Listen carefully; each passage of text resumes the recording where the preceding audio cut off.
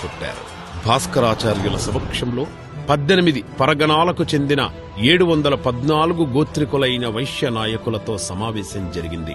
102 గోత్రికులైన వైశ్య నాయకులు రాజుతో పోరాటానికి సిద్ధపడితే 612 గోత్రికులైన వైశ్య నాయకులు రాజుతో యుద్ధం చేసి గెలవలేమని వాసవిని రాజుకిచ్చి వివాహం చెయ్యమని చెప్పి అక్కడి నుంచి వెళ్లిపోయారు. 102 గోత్రికుల వైశ్య నాయకులతో కుసుమ శ్రేష్ఠి రాజుతో యుద్ధానికి సన్నద్ధమవుతున్నాడు. ఈ విషయం తెలిసిన వాసవి అక్కడికొచ్చి తన కోసం ఈ రక్తపాతం వద్దని, ఒకరి కోసం ఇంతమంది సైనికుల ప్రాణాలతో చెలగాటమాడటం సరైన పద్ధతి కాదని, సమస్యకు యుద్ధం ఒకటే మార్గం కాదని, అహింసతో ప్రపంచాన్ని జయించవచ్చని అందరిని ఒప్పించి తాను ఆత్మహుతికి సిద్ధమైంది. వాసవితో పాటు 102 గోత్రికులు కూడా ఆత్మహుతికి సిద్ధమయ్యారు. అందరూ అగ్నిప్రవేశం చేయనవసరం లేదు, కుటుంబానికి ఒక పుణ్య దంపతులు మాత్రం అగ్నిప్రవేశం చెయ్యాలని చెప్పగానే అందరూ అంగీకరించారు. భాస్కరాచార్యులు గోదావరి తీరంలో 103 అగ్నికుండాలను సిద్ధపరిచారు. వాసవితో పాటు 102 గోత్రికులు తల్లిదండ్రులు అగ్నికుంటాలకు ప్రదక్షిణ చేసి వేదమంత్రాల సాక్షిగా అగ్నిగుండాలలోకి ప్రవేశించి అగ్నికి ఆహుతయ్యారు.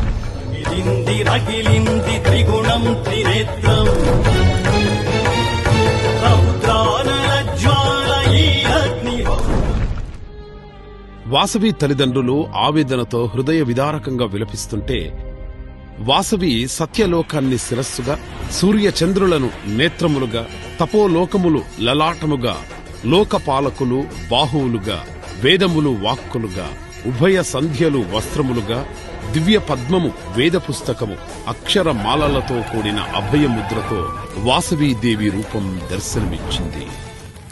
ఈనాటి నుండి నేను మీకు కులదేవతగా ఉండి నిరంతరం మీ పూజలందుకుంటూ మిమ్మల్ని కాపాడుతూ మీ వంశాలకు ఆయురారోగ్య ఐశ్వర్య సిద్ధి కలిగిస్తూ ఉంటాను అని మాట ఇచ్చింది. అదే సమయంలో పెనుగొండ సరిహద్దుల్లో ప్రవేశించిన విష్ణువర్ధనుడికి పిడుగులాంటి ఈ వార్త తెలిసి తల 1000 ముక్కలై అక్కడికక్కడ మరణించాడు.